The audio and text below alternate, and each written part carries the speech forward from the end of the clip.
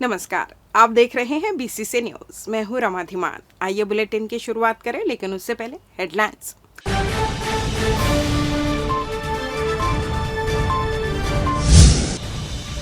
निकाय चुनाव की तैयारी शुरू, मतदाता सूची का प्रारंभिक प्रकाशन संपन्न। बीसीसी न्यूज की खबर का हुआ असर, कियोस्क कर्मचारियों को मिलेगा वेतन। अलग ग्राम पंचायत बनाने की मांग, ग्रामीणों ने कलेक्ट्रेट का किया घेराव। और एसआई भर्ती के रिजल्ट जल्द होंगे जारी, राज्य सरकार ने दिया जवाब। हेडलाइंस के बाद खबरें विस्तार से। बिलासपुर जिले में इस बार 5,62,209 मतदाता नगरीय निकाय चुनाव के दौरान अपने मताधिकार का प्रयोग करेंगे। बुधवार को कलेक्टर के निर्देश पर अतिरिक्त कलेक्टर एवं जिला उप निर्वाचन अधिकारी शिव कुमार बैनर्जी ने जिले के सभी 6 नगरीय चुनाव में मतदाता सूची पुनरीक्षण के बाद सूची का प्रारंभिक प्रकाशन किया। दरअसल मंथन सभा कक्ष में पत्रकारों से बात करते हुए एडीएम शिव कुमार बैनर्जी ने बताया कि जिले के प्रारंभिक प्रकाशन में मतदाता का नाम विधानसभा निर्वाचन की मतदाता सूची के आधार पर तैयार किया गया है। प्रारंभिक प्रकाशन के बाद स्थानीय निर्वाचन कार्यालय में दावा आपत्ति मंगाई गई है। पेश होने वाले दावा आपत्ति के निराकरण के बाद अंतिम सूची का प्रकाशन 22 नवंबर को किया जाएगा। इसमें किसी तरह की कोई दावा आपत्ति आएगी तो उसे देखा जाएगा और जांच करने के बाद अगर जोड़ने लायक नाम है तो उसे जोड़ा जाएगा और किसी के नाम में कोई त्रुटि है तो उसका भी निराकरण किया जाएगा। पत्रकारों से बातचीत करते हुए एडीएम शिव कुमार बैनर्जी ने बताया, तखतपुर नगरपालिका का मामला परिसीमन के कारण हाईकोर्ट में लंबित है, इसलिए इस मामले में कुछ नहीं कहा जा सकता। जिले के 6 निकायों में महिला व पुरुष मतदाताओं की संख्या देखें तो नगरपालिका निगम बिलासपुर में वार्डों की संख्या 70 में पुरुष मतदाता 2,45,231 और महिला मतदाता संख्या 2,47,825, जबकि तृतीय लिंग की संख्या 66 कुल 4,93,122 है। नगरपालिका परिषद रतनपुर में 15 वार्ड में पुरुष मतदाताओं की संख्या 10,098, महिला मतदाता की संख्या 10,183, कुल 20,281 है। नगर पंचायत बिल्हा 15 वार्ड में पुरुष मतदाताओं की संख्या 4600, महिला मतदाता की संख्या 4,842, कुल 9,442 है। नगर पंचायत मल्हार 15 वार्ड में पुरुष मतदाताओं की संख्या 3,904, महिला मतदाताओं की संख्या 3,764, कुल 7,668 है। नगर पंचायत बोदरी के 15 वार्ड में पुरुष मतदाताओं की संख्या 8,129, महिला मतदाताओं की संख्या 8,356 और तृतीय लिंग की संख्या 1, कुल 16,486 है। नगर पंचायत कोटा के 15 वार्ड में पुरुष मतदाताओं की संख्या 7,515 और महिला मतदाताओं की संख्या 7,695, कुल 15,210 है।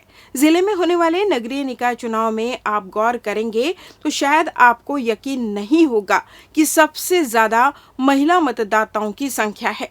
देखा जाए तो जिले के सभी जगहों पर महिलाओं की संख्या ज्यादा है।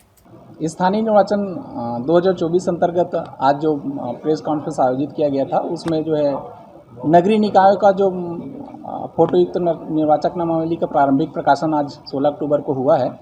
उसी के संबंध में आज प्रेस कॉन्फ्रेंस रखी गई थी, जिसमें बताया गया है कि आज से लेकर 23 अक्टूबर तक सभी जो हमारे मतदाता हैं जिनका नाम निर्वाचक नामावली में छूट गया है, उनको दावापत्ती का अभी अवसर दिया जा रहा है। और हमारे यहाँ 145 वार्डों के लिए 133 स्थलों पर अपना दावापत्ती कर सकते हैं। उसके लिए निर्धारित प्रपत्र है प्रारूप का। साथ में जो नए निर्वाचक है वो प्रारूप का 1 में भी आवेदन कर सकते हैं। इसके लिए विशेष रूप से ध्यान देने वाली बात ये होगी कि जो भी आवेदन करने की इच्छुक है उनका विधानसभा की निर्वाचक नामावली में नाम हो और 1 जनवरी 2024 की स्थिति में 18 वर्ष की आयु पूरी करता हूँ। ये दोनों क्राइटेरिया के आधार पर वो संबंधित जो स्थल है वहाँ पर जाकर आप आवेदन प्रस्तुत कर सकते हैं और अभी आने वाले जो स्थानीय निकाय निर्वाचन उसमें जो है मतदान के लिए पात्र होंगे। छत्तीसगढ़ सरकार और कर्मचारियों के बीच अपनी मांगों को लेकर चल रही कश्मकश खत्म होने का नाम नहीं ले रही है। राज्य सरकार द्वारा कर्मचारियों के डीए में 4% की बढ़ोतरी की घोषणा के बाद एरियर्स राशि को लेकर असमंजस की स्थिति बनी हुई है। मामले को लेकर छत्तीसगढ़ कर्मचारी अधिकारी फेडरेशन की बैठक रविवार को प्रस्तावित की गई है, जहां फेडरेशन अब से बैठक कर आंदोलन की रणनीति तैयार करेंगे। इस मामले में लिपिक संघ के प्रदेश अध्यक्ष रोहित तिवारी ने जानकारी देते हुए बताया कि जो 4% महंगाई भत्ता 1 जनवरी 2024 से मिलना था, उसे 1 अक्टूबर 2024 से लागू किया जा रहा है। यह कर्मचारियों का आर्थिक शोषण है। उन्होंने कहा कि इस मामले में छत्तीसगढ़ कर्मचारी अधिकारी फेडरेशन के सभी प्रदेश अध्यक्षों की बैठक रायपुर में 20 अक्टूबर को रखी गई है, जहां फेडरेशन के पूर्व की मांगे सहित वर्तमान में राज्य सरकार द्वारा डीए के घोषणा के बाद कर्मचारी हितों की समीक्षा कर उचित निर्णय लिया जाएगा। वहीं उन्होंने जानकारी देते हुए बताया कि मोर्चा ने पूर्व में प्रदेश के कर्मचारियों को केंद्र के समान 1 जनवरी 2024 से 4% महंगाई भत्ता, प्रदेश के कर्मचारियों को जुलाई 2019 से देय तिथि पर महंगाई भत्ता के साथ एरियर्स की राशि का समायोजन जीपीएफ खाते में किए जाने, प्रदेश के शासकीय सेवकों को 4 स्तरीय समय मान वेतन मान देना, केंद्र के समान गृह भाड़ा भत्ता मिलने सहित मध्य प्रदेश सरकार की भांति प्रदेश के शासकीय सेवकों को अर्जित अवकाश नकदी कारण 240 दिन के स्थान पर 300 दिन का देना शामिल है। लेकिन वर्तमान में डीए को जनवरी के बजाय अक्टूबर से देने की बात कही जा रही है, जिससे प्रत्येक कर्मचारी के 13,500 रुपए का आर्थिक नुकसान हो रहा है। कर्मचारी अधिकारी फेडरेशन के बैनर तले 4 सूत्री मांगों को लेकर के 6 लाख से अधिक अधिकारी कर्मचारियों ने हड़ताल की थी, जो 4 चरणों पे चला और 4 चरणों के बाद मंथन में राज्य शासन ने बुलावा किया। राज्य के जो प्रमुख कर्मचारी यूनियन के नेता हैं, 15 तारीख की बैठक हुई थी और उस 15 तारीख की बैठक के बाद ये बात आई कि 4% राज्य शासन ने जारी किया। 4% जारी होने के बाद शाम के समय ही 3% केंद्र सरकार पीएम मोदी सरकार ने भी इसको जारी किया। अब वर्तमान समय में जो 4 सूत्री में से 3 सूत्री मांगे यथावत बनी हुई है और 3% का जो वर्तमान में फिर से केंद्र के समान जो मोदी की गारंटी थी कि जब जब केंद्र बढ़ाएगा राज्य भी बढ़ाएगा, तो ये बातें रुकी हुई है। तो सभी को अगर कुल मिला के देखा जाए तो महंगाई भत्ता का 3% की खाई, 4 सूत्री मांगों की 3% यथावत है, जिसमें केंद्र के समान महंगाई भत्ता दिए जाने की बात वो रुक गई है अभी। फिर 300 दिवस का अर्जित अवकाश मध्य प्रदेश की तर्ज पर वो भी नहीं हो पाया है। 4 स्तरीय पदोन्नत वेतनमान के साथ तमाम मुद्दे हमारे यथावत बनी हुई है। हमारी इस संबंध में लेकर के 20 तारीख को फिर एक बैठक है, समीक्षा बैठक होगी रायपुर में और इस समीक्षा बैठक में फिर से कर्मचारी जितने भी प्रतिनिधित्व करेंगे, प्रदेश अध्यक्ष और प्रदेश महामंत्री तमाम जितने भी प्रतिनिधि रहेंगे वो मंथन करेंगे और इसको लेकर के यदि संतुष्टिजनक बातें नहीं होती है तो आगामी जो 5वें चरण की आंदोलन की रणनीति या अनिश्चितकालीन आंदोलन करने की बात या जो सभी लोग मिलकर के तय करेंगे, उन चीज़ों को लेकर के अनिश्चितकालीन हड़ताल या आंदोलन की आगामी छत्तीसगढ़ में अधिकारी कर्मचारी फेडरेशन के बैनर तले आंदोलन की रणनीति बन सकती है। इस बात को लेकर के कि कहीं न कहीं कर्मचारी जो 4% महंगाई भत्ता को लेकर के अभी भी संतुष्ट नहीं है, ये बात सामने आ रही है। ये हमारा जनवरी से ड्यू डीए था, है ना, और भारतीय जनता पार्टी के घोषणा पत्र में था कि ड्यू डेट से ही डीए दिया जाएगा। अभी जैसे माननीय मुख्यमंत्री जी ने घोषणा की, आदेश तो अभी प्रसारित हुए नहीं है कि अक्टूबर से देय होगा, तो मतलब सीधा सीधा बात है कि 9 माह का हमारा एरियर्स जो है फिर से सरकार ने लटका दिया है ना। इससे कर्मचारियों को भारी नुकसान हो रहा है, तो इसमें कोई खुशी की बात नहीं है, बल्कि ये दुख का विषय है कि जो हमको जनवरी में मिलना था वो अक्टूबर में मिल रहा है और बीच का एरिया सरकार खा गई है ना। सीधा सीधा बोलना चाहिए। मेरा ये मानना है कि हम लोग अधिकारी कर्मचारी फेडरेशन की भी प्रदेश स्तरीय बैठक है, जिसमें सभी प्रांताध्यक्ष एक साथ हम लोग 20 तारीख को बैठेंगे और तय करेंगे। ये पिछली सरकार ने जो रवैया अपनाया था महंगाई भत्ता गृह भाड़ा भत्ता में उलझा के रखने का हम लोग को, अमूमन ये सरकार भी उसी जर्रे पे चल रही है। तो कर्मचारी संगठन मतलब कर्मचारियों का ये भारी नुकसान है और प्रदेश के कर्मचारियों में इससे खुशी नहीं है। इससे बहुत आक्रोश है। तो जिसका हम लोग अभी तय करेंगे। अधिकारी कर्मचारी फेडरेशन की बैठक 20 तारीख को रायपुर, राजधानी रायपुर में आहूत है। वहां सभी प्रांताध्यक्ष तय करेंगे कि ये आगे की क्या रणनीति है हमारी, क्योंकि ये डीए का एरियस खाने की परंपरा जो है ना, ये कर्मचारियों के लिए नुकसानदेह है। केंद्र सरकार की महत्वाकांक्षी योजना उड़ान 2 का छत्तीसगढ़ में सकारात्मक असर देखने को मिल रहा है। बिलासपुर और जगदलपुर के बाद अब अंबिकापुर से हवाई सेवा की शुरुआत हो रही है। प्रधानमंत्री मोदी 20 अक्टूबर को दिल्ली से वर्चुअल जुड़ेंगे और विमानतल प्रदेशवासियों को समर्पित करेंगे। अंबिकापुर के मां महामाया एयरपोर्ट दरिमा से हवाई सेवा शुरू होते ही छत्तीसगढ़ उत्तरी हिस्सा जुड़ जाएगा। दक्षिण छत्तीसगढ़ के बाद अब उत्तर छत्तीसगढ़ से विमान सेवा प्रारंभ हो जाएगी। दरअसल पहले दरिमा में हवाई पट्टी थी, फिर इसका विकास हवाई अड्डे के रूप में किया गया। पूर्व प्रधानमंत्री इंदिरा गांधी 2 बार तथा प्रधानमंत्री नरेंद्र मोदी 1 बार विमान से आ चुके हैं। विमान सेवा आरंभ होने से पहले से ही दरिमा का हवाई पट्टी विशिष्ट जनों के प्रवास का गवाह रही है। अंबिकापुर के दरिमा विमानतल से हवाई सेवा के लिए केंद्र सरकार निजी विमानन कंपनी को ठेका देगी। बिलासपुर एयरपोर्ट से देश के विभिन्न महानगरों के लिए अलायंस एयर कंपनी द्वारा सुविधा मुहैया कराई जा रही है। लंबे संघर्ष के बाद आयुष्मान भारत प्रधानमंत्री जन आरोग्य योजना में अहम भूमिका निभाने वाले कियोस्क ऑपरेटरों को आखिरकार वेतन जारी किया गया। इसको लेकर बीसीसी न्यूज द्वारा प्रमुखता से खबर प्रसारित की गई थी, जिसके बाद जिला प्रशासन ने मामले की गंभीरता को समझ स्वास्थ्य मितानों को लंबित वेतन का भुगतान किया। आपको बता दें, आयुष्मान भारत प्रधानमंत्री जन आरोग्य योजना में अहम भूमिका निभाने वाले स्वास्थ्य मितानों को विगत 4 महीने से वेतन का भुगतान नहीं हुआ था, जिसको लेकर उनके लाख कोशिशों के बाद भी वेतन नहीं मिल पा रहा था। कर्मचारियों की इस समस्या को लेकर बीसीसी न्यूज की टीम ने प्रमुखता से खबर प्रसारित की, जिसके बाद कर्मचारियों को वेतन जारी किया गया। इस मामले में कर्मचारियों ने बताया कि फिलहाल 1 महीने का ही वेतन जारी किया गया है, लेकिन जल्द ही लंबित वेतन के भुगतान करने का आश्वासन स्वास्थ्य विभाग के अफसरों द्वारा दिया गया है। वेतन मिलने के बाद से ही सभी कियोस्क ऑपरेटर अपने काम में लौट गए हैं और पेंडिंग कामों को शीघ्र पूरा करने प्रयास कर रहे हैं। न्यायधानी बिलासपुर में ऋतिक फाउंडेशन द्वारा खेल उत्सव का आयोजन 19 अक्टूबर से किया जा रहा है। इस अवसर पर खिलाड़ियों के लिए स्केटिंग, स्विमिंग, कबड्डी, आर्चरी और ताइक्वांडो जैसे खेलों का आयोजन किया जा रहा है। आयोजकों ने प्रेस वार्ता को संबोधित करते हुए बताया कि इस कार्यक्रम का आयोजन 19 अक्टूबर से 28 नवंबर तक किया जा रहा है। उन्होंने कहा कि हम खेल के माध्यम से खिलाड़ियों और युवाओं को सशक्त बनाने में सहभागी बनाने की कोशिश कर रहे हैं। आप सभी को ज्ञात है कि खेल के क्षेत्र में हमारा प्रदेश और देश लगातार उन्नति कर रहा है और विभिन्न खेलों में भाग लेकर पदक प्राप्त कर रहे हैं। इसी क्रम में skating, swimming, kabaddi, archery, taekwondo सहित विभिन्न खेल आयोजित किए जा रहे हैं।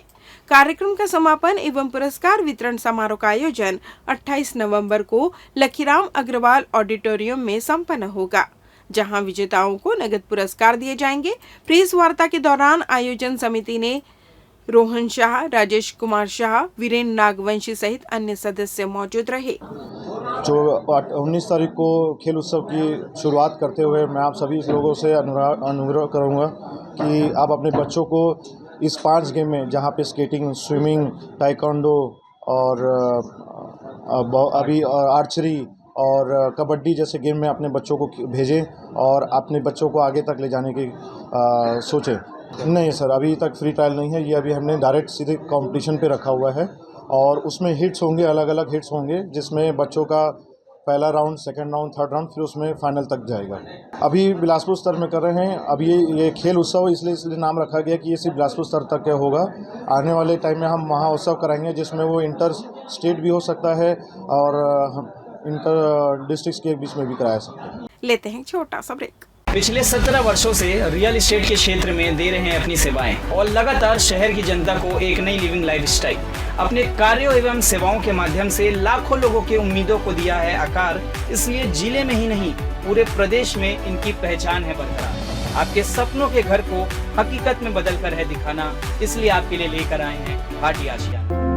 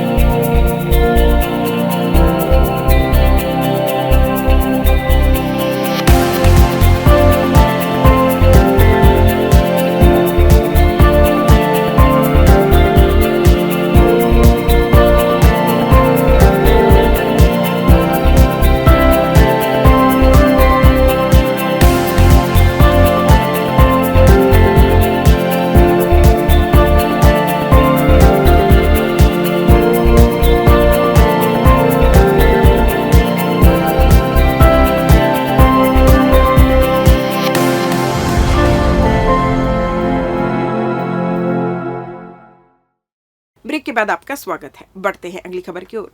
पंचायत चुनाव को लेकर प्रशासन परिसीमन की तैयारी कर रहा है। वहीं ग्रामीण अपने अपने गांव को अलग पंचायत बनाने या दूसरे पंचायत में जोड़ने की मांग कर रहे हैं। गुरुवार को इसी तरह की मांग लेकर तखतपुर ब्लॉक के हरदी के ग्रामीण कलेक्ट्रेट पहुंचे, जहां उन्होंने बताया कि ग्राम हरदी की जनसंख्या 2000 है। ग्राम पंचायत की शर्तों को जनसंख्या को पूरा भी कर रहा। ग्रामीणों ने कलेक्ट्रेट पहुंचकर हरदी को स्वतंत्र ग्राम पंचायत बनाने की मांग की। वहीं ग्रामीणों ने बताया कि वर्तमान में ग्राम हरदी, जो कि वर्तमान में हरदी, उमरिया, देवतरी तीनों ग्राम संयुक्त रूप से एक ग्राम पंचायत के रूप में है, जो कि पूर्व में उपरोक्त तीनों ग्रामों की जनसंख्या कम होने के कारण बनाया गया था। चूंकि वर्तमान में ग्राम हरदी में भी लगभग 2000 से ज्यादा जनसंख्या है, जो कि एक स्वतंत्र ग्राम पंचायत निकाय बनने के लिए पर्याप्त है। साथ ही उमरिया वर्तमान में जनसंख्या पूर्व की तुलना में वृद्धि हो चुकी है, जो कि उक्त तीनों ग्रामों हरदी, उमरिया, देवतरी का एक ही ग्राम पंचायत के रूप में सुचारू रूप से संचालन किया जाना जटिल है। उक्त ग्रामों का एक ही पंचायत के रूप में रहने से ग्राम वासियों को शासन के कल्याणकारी योजनाओं, प्रधानमंत्री आवास, खाद्यान्न वितरण आदि कार्यों में काफी असुविधा का सामना करना पड़ता है, जिसके मद्देनजर ग्रामीणों ने ज्ञापन सौंपा। जिला कलेक्टर अवनीश शरण से इस ओर उचित पहल करने की मांग की। हमारे ग्राम पंचायत हरदी को स्वतंत्र पंचायत बनाना है। इसके लिए हम कलेक्टर के पास आए हैं अपने पंचायत की मांग के लिए। क्या दिक्कत हो रही है आप लोगों को जो अलग पंचायत की मांग कर रहे हैं? विकास नहीं हो पा रहा है। और कहाँ की बात है ये हरदी पंचायत है, ग्राम पंचायत हरदी का। अभी कहाँ जुड़ा हुआ था? यानी वो 2 गांव आश्रित जुड़ा है, उमरिया और देवतरी। उसको हमारे से पंचायत से हटा के हरदी को स्वतंत्र पंचायत बनाना है।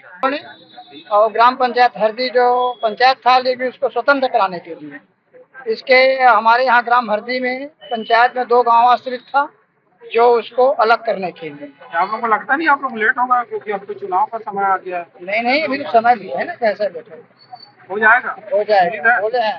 कहाँ तक है उससे पहले आप लोग ऊपर कहाँ तक दे चुके आवेदन? विधायक से हो गया है, SDM से हो गया है। सरकंडा थाना क्षेत्र अंतर्गत प्रभात चौक चिंगराजपारा में फिर एक चाकूबाजी की घटना हुई, जिसमें घर के बाहर गाली गलौज कर रहे युवक को मना करने पर आरोपियों ने मिलकर मारपीट करते हुए धारदार हथियार से हमला कर घायल कर दिया। मिली जानकारी के अनुसार प्रार्थिया उत्तरा सूर्यवंशी ने सरकंडा थाने में शिकायत दर्ज कराई कि बीते 14 अक्टूबर की रात 11:30 बजे अमित निषाद नामक लड़का घर के बाहर गाली गलौज कर रहा था, जिसे उसके बेटे राज सूर्यवंशी ने मना किया तो आरोपी ने अपने साथियों के साथ मिलकर उसके साथ मारपीट की और चाकू जैसे हथियार से उस पर हमला कर दिया।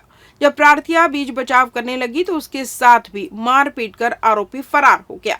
मामले में प्रार्थिया ने शिकायत दर्ज करा दी है, लेकिन आरोपी अब भी बाहर घूम रहे हैं, जिन पर कार्रवाई नहीं हो रही है। मत रहे वहाँ से मैं घर से आए हैं तो अमित के मट मोर करना फोन बुलाई से मोला तो मैं आए हूँ एक ना।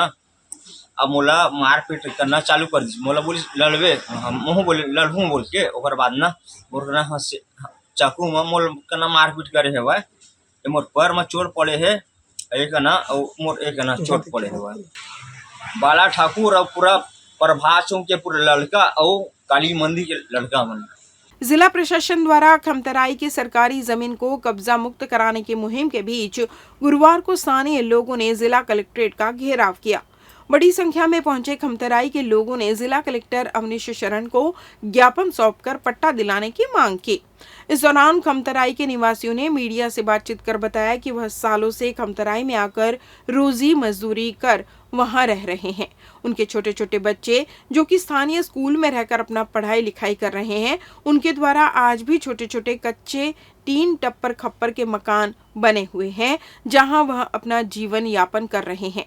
उन्होंने बताया कि कुछ दिनों में बस्ती को उजाड़ने का प्रयास किया जा रहा है।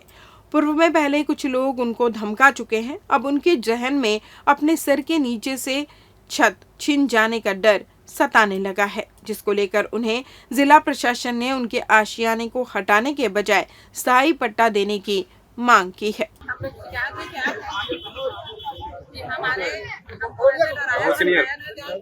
लोग बहुत दिन से वहाँ निवास रहते हैं, अभी से नहीं है, बहुत दिन से निवास रहते हैं। तो अचानक से आके जब उन लोगों को ऐसे करना था तो पहले कर, अचानक से आके ये सब कर रहे हैं तो हम लोग कहाँ जाएंगे? कितने सालों से वहाँ रह रहे हो और पट्टे के लिए आप लोग आवेदन किए थे? अभी नहीं किए हैं, हमें पट्टा चाहिए। कहाँ जाएंगे? कोई भी आके हमको ऐसे डरा के धमका के चले जा रहे हैं, तो अब हमें पट्टा चाहिए सरकार से, शासकीय पट्टा चाहिए सरकार से। कौन आ रहा है धमकी देने, पहचानते हैं क्या? हम लोग के यहाँ आते हैं 4-6 आदमी हर 1-2 दिन में और बोलते हैं कि घर खाली कर दो, घर तोड़ देंगे, यही उनका है। और इस दहशत में हम लोग यहाँ कितने ऐसे लोग हैं जो लगातार आ रहे हैं? 6-7 लोग आते हैं कार में और उनका यही है कि घर खाली कर दो, तोड़ देंगे। 1 हफ्ते का समय है, 4 दिन का समय है, बस इनका यही कहना है।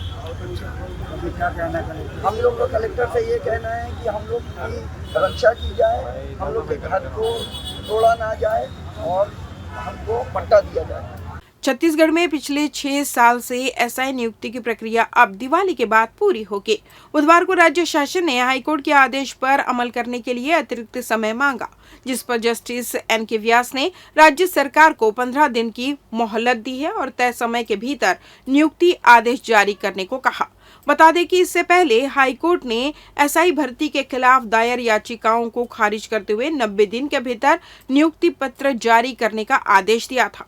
साथ ही प्लाटून कमांडर की भर्ती में महिला उम्मीदवारों को हटाकर उनकी जगह वंचित पुरुष अभ्यर्थियों का फिजिकल टेस्ट लेकर मेरिट के आधार पर नियुक्ति देने का आदेश दिया था। हाईकोर्ट के इस आदेश पर राज्य शासन की तरफ से प्रक्रिया पूरी करने का दावा किया जा रहा है।